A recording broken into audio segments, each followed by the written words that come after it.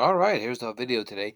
We share 100% of our genes. 100%. So we'll go over what that means because you hear a lot of myths out there and a lot of misconceptions.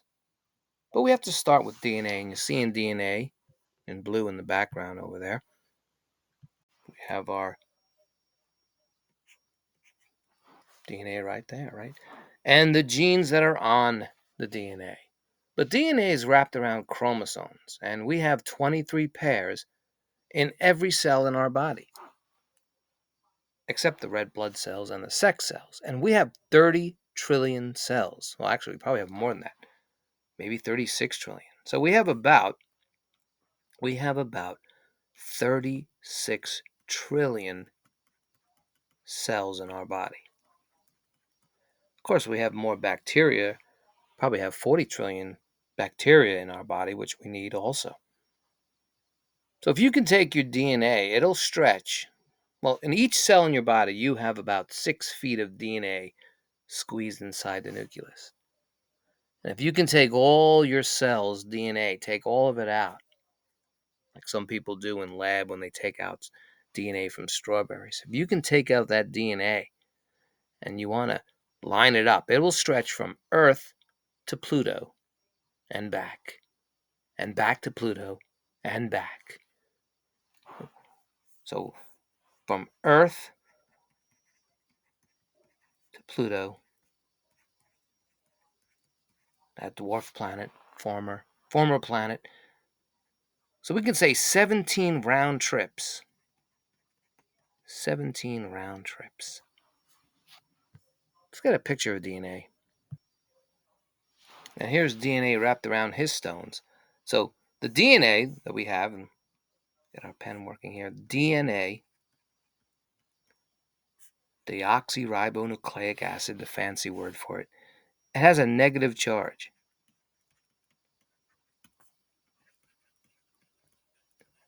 And it's wrapped around these blue things in this picture over here. These are called histones. Think of Flintstones, right? The histones.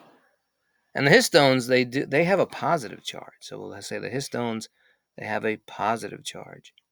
And so they are attracted to each other. They wrap around each other. And, of course, they will then wrap around and create these chromosomes. So chromosomes just have DNA and histones wrapped around them. And again, we have 23 pairs of them. So in each cell, we have 46, 23 pairs, though. Except the sex cells, again, they just have 23. They don't have pairs.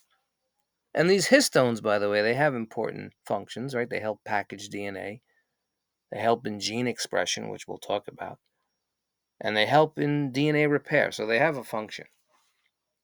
And by the way, I did mention gene expression, and that'll be very important for this video. And here's a better picture. You can see the chromosome on top, and the DNA and the histones wrapping around, creating this chromosome. And then just the DNA right here on the bottom, the nickname, the double helix, which I'm sure you've heard about. And you have these nucleotide bases connecting here and creating these genes. So genes are segments. Talking about genes in this video, genes are segments of DNA. Or you can think of them as sections. And I'm going to use an analogy in a minute here to see how we have 100%. We share 100% with everybody on Earth. So on this DNA strand here, we have genes, and then we have these non-coding regions. And they used to be called junk DNA. But we're finding out that it's not junk. I mentioned the word gene expression, and non-coding regions do help with gene expression. And so if we take the genes and these non-coding regions here, all this in our DNA and more, just keep going, right? We're finding that we only have the genes which make proteins, and I'll talk about that in a minute. The genes that make proteins, that are the blueprint, we think the blueprint for us, it's only 2% of our DNA, where the non-coding regions is 98%. So what we thought was junk DNA is 98% of our DNA. So these genes, they're instructions to make you, to make the proteins that could make you, with all the traits that make you. These proteins we need for the structure, the function, regulation of the body. For every cellular need, we need these proteins, right? Think about heredity or traits, from brown hair to being 6 feet tall, having a short twitch muscles, right? Think of genes like the FOXP2 gene that gives us the ability to speak, the MC1R gene that gives us pigmentation for our skin. And then there's genes maybe to eat starchy foods or brain size. There's many, many, many genes. Let's get a clean page here. And make sure we have our pen ready. And we're still discovering more about our genes and the non-coding DNA. I mean, there's estimates that we have perhaps 30,000 genes. We should use red, not yellow on yellow. 30,000 genes, or perhaps more. Some people think we might have 100,000 genes. 30,000 genes.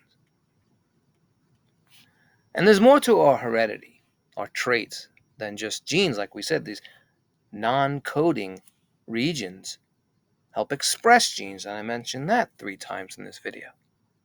So when we say genes, they're protein-coding genes, 2% of our DNA. So when we say expression, make sure we know what expression means. We can have genes that are either turned on or turned off. So there could be organisms that have the same genes as us, but they're just not turned on. They're not working, and they may never work. So that's what gene expression means. So we can have genes that just don't work. And there's another thing about genes we should know about called alleles. And alleles, and this is what makes the difference in us. Because we said we have 100% of our genes. Everybody on Earth. There is no human who has a gene that no other human has. We all have the same genes. The difference lies, by the way, in these alleles. And alleles are different types of genes. Think of it with apples. I'll show you something with apples. So let's say 3 people. Let's say Tom. Tom has an apple. Here's an apple. And let's say Mary has an apple. Whatever. And who knows, Bob. Bob has an apple too. And they're all apples. So think of these apples as genes. But Tom, he could have a different type of apple, right? He can have a Granny Smith. And maybe Mary has a Red Delicious. And maybe Bob, maybe he has a Gala, or Gala, however you want to say it. So they have 3, they're all apples, but different types. That's what alleles are, different types of genes. And that's where we get our differences in humans. So we share 99.9% of our DNA, and that 0.1% is the alleles and the non-coding DNA. Let's clear that out and make sure we understand something. So within our DNA, remember, so let's get our pen working again. In our DNA, right, we do have these genes that code for proteins, and then we have the non-coding regions.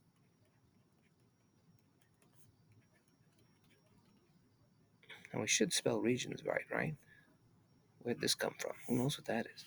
So with our genes, the ones that code for proteins, that's 2% of our DNA, and this is 98% of our DNA. So when we say we have 100% of our genes, well, we share 100% with everyone on Earth. But DNA, we're also talking about the different types of genes, which we said are called alleles.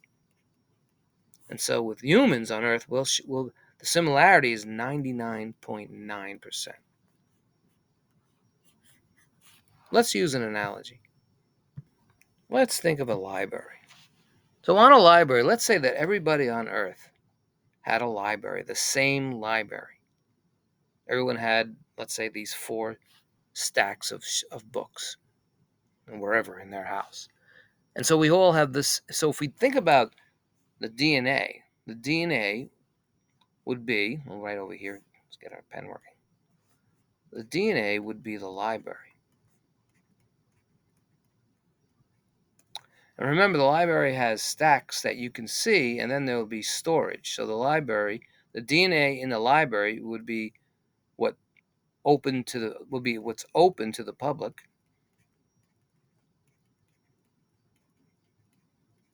but it will also have things that is not open to the public. We'll say storage, it's not accessible. So if we think of these stacks right now open to the public, everybody on earth is going to have exactly the same books, the same shelves. So the books will be the genes. But remember I said people could have different types of books. Now, in this case, they can have different editions. Different editions of the same book, and they will be the alleles.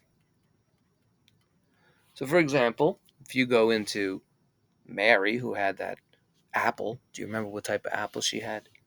She had the red delicious, right? So, if you go into Mary's genes, right, her DNA, and she has exactly the same books as you, but you may notice as you're going, if you're walking in her stacks, you will notice, hey, I have these books too. I have all of these books. But you may notice maybe this book, whatever that book is, right?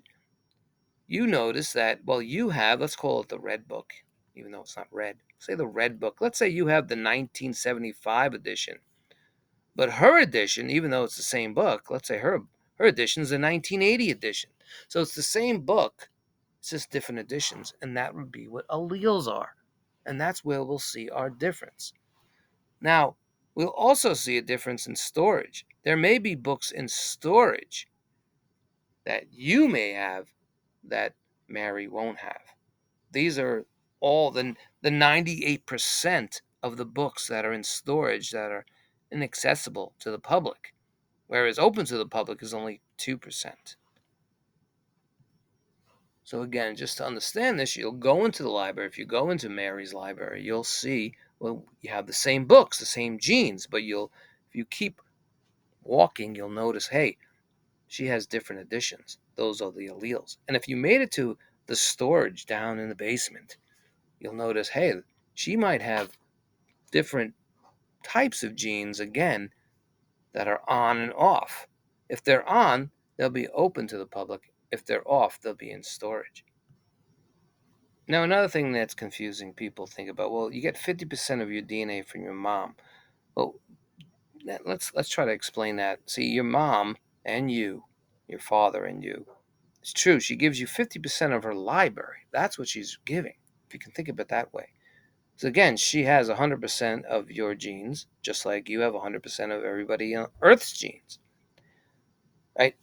And she has, with her different additions, her different alleles, she's given you 50% of her entire library. So if you think of that 0.1% that makes us different, with your mother, if you take that 1%, let's get a clean page for this. Let's go back to the stacks for a minute. So, I mean, by the way, this is really an oversimplification, this analogy, but it should give you an idea. So, with your mother and your biological mother, or your father, for example, she's giving you 50% of her library. So, if all humans on Earth share about, and make sure our pen's working. Let's switch it up to green. If we have 99.9% similarity. With your mother, it may be 99.95%.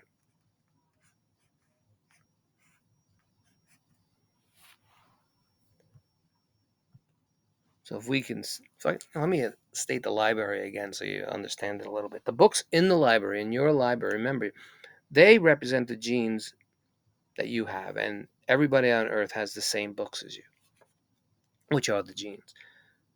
The books on display are the ones that are expressed. The ones that are in storage, the 98%, they're the ones that are not expressed. They're in that non-coding DNA part that used to be called junk DNA. And again, the books you have, there could be different editions. Those are the alleles. Now, if we talk about chimpanzees, we'll briefly talk about chimpanzees. Now, there's estimates that we share anywhere between 98 to 99% of our DNA with chimpanzees. But if you went into a chimp library, for a while, if you're walking around, you'll say, wow, they have a lot of the genes I have. And of course, they all have different alleles also. But then you'll notice that they may not even have a book. You'll notice, hey, I don't have that book. But there is a lot of genes we share with them. Let's get a little pen going. Maybe over here, you notice this book over here. Hey, you have that book. That's OPN1LW. And that's an important gene for us. That gene helps us see the color red on the electromagnetic spectrum. So chimps can see the color red. Now, if you go to a cat library, right, you'll notice, well, that book's missing. They don't have that book. That book will be in storage because it's not expressed in cats. Cats can't see red. Dogs can't see red. So, but as you keep walking, you'll notice that there's genes that a chimp has that you won't have. So, in a sense, you might say that 98% of the books you have in your library, 98% the chimps will have. And here's the last thing I'll talk about. A lot of misconceptions of this with a banana when people say we share 50% of our DNA with a banana. No, that's really not true at all. Now, we could share 50% of our genes with a banana. There's a big difference. Remember, only 2% of our DNA are our genes. And so we can share 50% of our genes with a banana. And remember, genes, we have a lot of similarities with all life on these genes because these genes are needed for functions of life. For example, like taking in oxygen and so forth. But the real difference is in the rest of our DNA. So when you think about the DNA that we share with a banana, get our little pen, even though we may share over 50% of our genes with a banana, we only have, and that's not one word, by the way, only have about 1% of our DNA, our total package, with a banana. So not 50%. There's a difference between the genes we need that help code for proteins, which are very similar in organisms, and with the non-coding GNAs that express and help with all, to turn genes on and off. All right, that's our video today. I got cut off there for a minute.